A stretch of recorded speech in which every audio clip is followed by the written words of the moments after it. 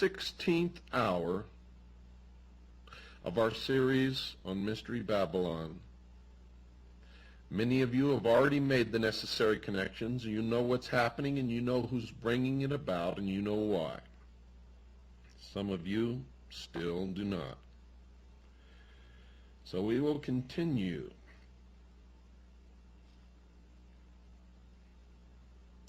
Manly P. Hall wrote this, quote, "The serpent kings," and notice that Mr. Hall capitalized the two words as one would do for a deity or for royalty when he wrote this, "reigned over the earth." The serpent kings reigned over the earth. It was these serpent kings who founded the mystery schools, which later appeared as the Egyptian and Brahmin mysteries. The serpent was their symbol.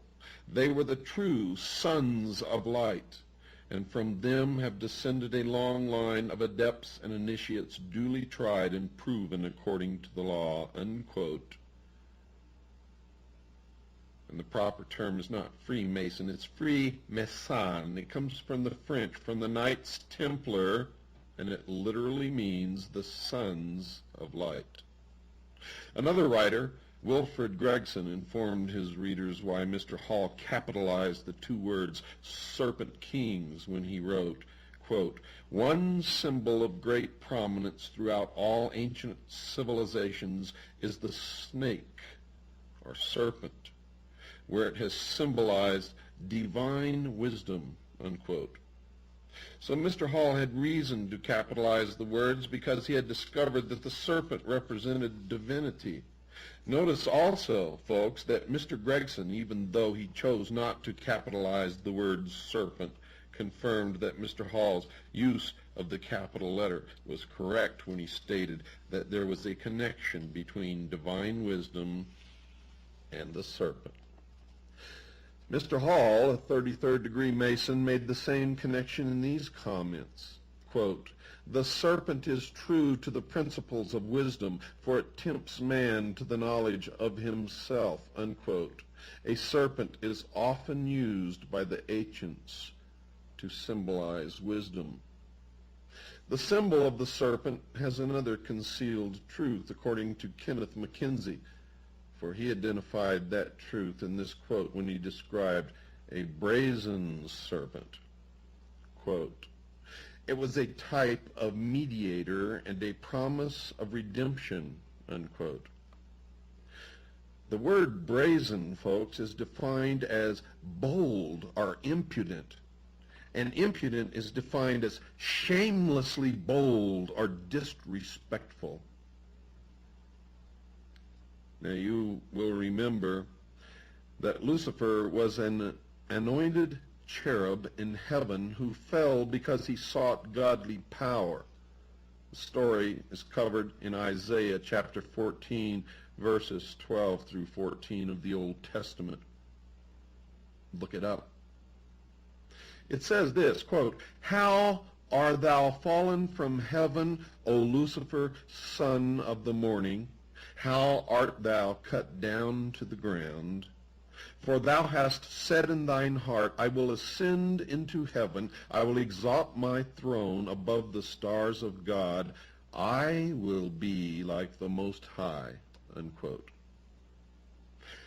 Therefore it can be safely said that Lucifer would be considered to be shamelessly bold and, of course, disrespectful.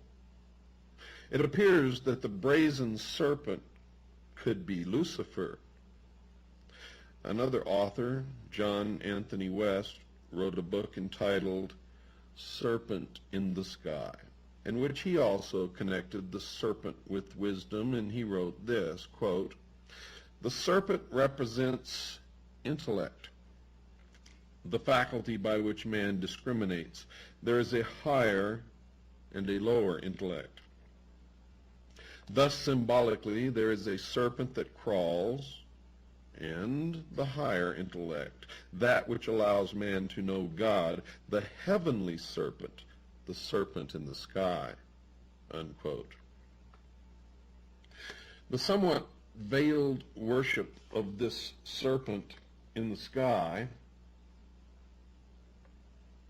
inside the Masonic lodges was alluded to by another Masonic writer, Kenneth Mackenzie, for in his book entitled The Royal Masonic Cyclopedia, he wrote this, quote, among the charges preferred against the order of Knights Templar for which Jacques de Molay suffered martyrdom was that of worshipping an idol or image called Baphomet. It has been suggested that Baphomet is none other than the Ancient of Days or Creator. More cannot be said here without improperly revealing what we, meaning the Masons, are bound to heal, conceal, and never reveal, unquote. So according to this Mason, the snake or serpent is somehow a symbol of the subject of the Masonic worship, and apparently this fact is the secret that the Masons cannot reveal to the rest of the world. A Christian minister, Reverend Alexander Hislop, wrote a book that included some discussion on the subject of serpent worship. And in that book, entitled Two Babylons, he explained that serpent worship was not something that is recent in time. It was an ancient practice. Quote, along with the sun, this symbol will be discussed later as the great fire god, and in due time identified with him, was the serpent worshipped. In the mythology of the primitive world, the serpent is universally the symbol of the sun. As the sun was the great enlightener of the physical world, so the serpent was held to have been the great enlightener of the spiritual by giving mankind the knowledge of good and evil, unquote. And according to the Bible, you know who gave man the knowledge of good and evil? Satan, Lucifer. He then discussed a coin minted in Tyre, the center of the ancient Phoenician culture. This coin was also the subject of an article in the September 1986 issue of the Good News magazine. It depicted a serpent entwined around a tree stump. To the left of the stump stood an empty cornucopia, and to the right a flourishing palm tree. The snake on the coin is the symbol of the powerful god whom the Romans called Aesculapius. The name means the man instructing snake, or the snake that instructs man, and the article then reported, quote, in mythology, Aesculapius was believed to be the child of the sun, and thus the enlightener of mankind. As the legend goes, Aesculapius was ultimately struck down by a thunderbolt thrown by an angry Zeus, king of the gods, and cast into the underworld, unquote. The tree stump, folks, represented the fallen god and his ruined kingdom. In the mythologies of many ancient civilizations, the image of a fallen tree was used to symbolize the cutting off of a great god or hero, someone cut off in the midst of their power. You see, the snake on the coin was shown twisting itself around the dead stump, exerting its power in an attempt to restore his fallen kingdom. The cornucopia is an ancient symbol of plenty, but it was empty on the coin. This has been interpreted as meaning that the abundance had been cut off because the great God has been cut off. However, folks, the implication is that the horn of plenty will return when the fallen God is restored to his rightful position. The palm tree shown on the coin is a well-known symbol of victory. So it appears that the coin was minted to depict the anticipated return of the fallen snake god to the world. And the Bible talks about a fallen serpent in the book of Revelation, chapter 12, verse 9. However, in this case, folks, the snake is connected to another symbol of the serpent, a great dragon. Quote, "And the great dragon was cast out, that old serpent called the devil and Satan," unquote. Is the serpent worshipped in the ancient mysteries and a symbol in the Masonic ceremonies, a symbol of Satan, the devil? As has already been discussed, there is indeed evidence, folks, that this is the case. And once you have confronted the evidence and studied as much as I have studied, you will know that they are one and the same. Another symbol that needs to be analyzed is the star. On the page opposite page 124 in Mackey's encyclopedia is a drawing illustrating the symbols of Freemasonry. Included in the 20 or so Masonic symbols is a drawing of a shooting star. Now, it can be fairly claimed that a blazing or shooting star would be one that was on the move inside the universe. One of the directions it could move would be, of course, towards the earth. If it was moving towards the earth, it could be called a falling star. But we know that most falling stars are actually meteors and not stars at all. Lucifer, however, is a fallen angel, according to Isaiah, an Old Testament prophet who wrote this in Isaiah chapter 14, verse 12. Quote, "How art thou fallen from heaven, O Lucifer?" Unquote.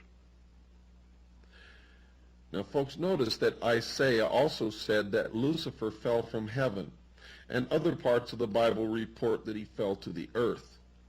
So it is conceivable that the symbol of the falling or blazing star could be a symbol of Lucifer. A variety of authors have used their writings to discuss the star as a symbol. Professor Adam Weishaupt, the founder of the Bavarian Illuminati, was one who explained what he considered the star to be a symbol of. Listen closely. Quote, "The flaming star is the torch of reason," unquote. Mr. Mackey wrote that the star, quote, "was a symbol of God," unquote. He then connected the blazing star to another symbol when he wrote, quote, "The blazing star refers us to the sun," unquote. And then he connected it with the secret initiation ceremonies inside the Masonic Lodge. Quote, "In the fourth degree of the same rite, the Scottish rite of Freemasonry, the blazing star is again said to be a symbol of the light of divine providence pointing out the way of truth," unquote. And Mr. Hutchins, the Masonic writer who has authored the recent book on Masonry, further interpreted the symbol of the star thusly, quote, "The star as a type of the myriad suns that light other countless systems of worlds is an emblem of that Masonic light in search of which every Mason travels, the correct knowledge of the deity and of his laws that control the universe," unquote. Now, closely allied with the symbol of the star is the symbol of the sun. Albert Pike identified it with the worship of the past in this collection of quotes from his writings. And pay close attention. Quote, "The worship of the sun became the basis of all the religions of antiquity," unquote.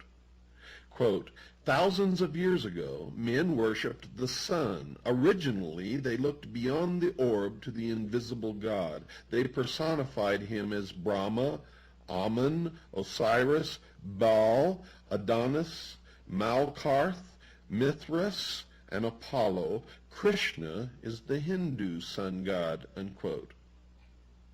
Quote, the Gauls worshipped the sun under the name of Belin or Belinus, unquote. Quote, the sun is the ancient symbol of the life-giving and generative power of the deity. The sun was his manifestation and visible image, unquote.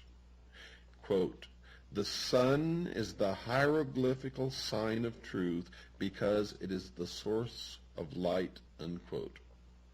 So Mr. Pike identified the sun as a symbol of a deity that should be worshipped. He chose to capitalize the first letter in the word, the S, as one would in recognizing the name of a deity. And if you've been listening to this series, you already know that, of course, it was. Albert Mackey repeated Mr. Pike's contentions with comments like these about sun worship. Quote, it was the oldest and by far the most prevalent of all the ancient religions. Eusebius says that the Phoenicians and the Egyptians were the first who ascribed divinity to the sun. Hardly any of the symbols of Masonry are more important in their signification or more extensive in their application than the sun as the source of material light.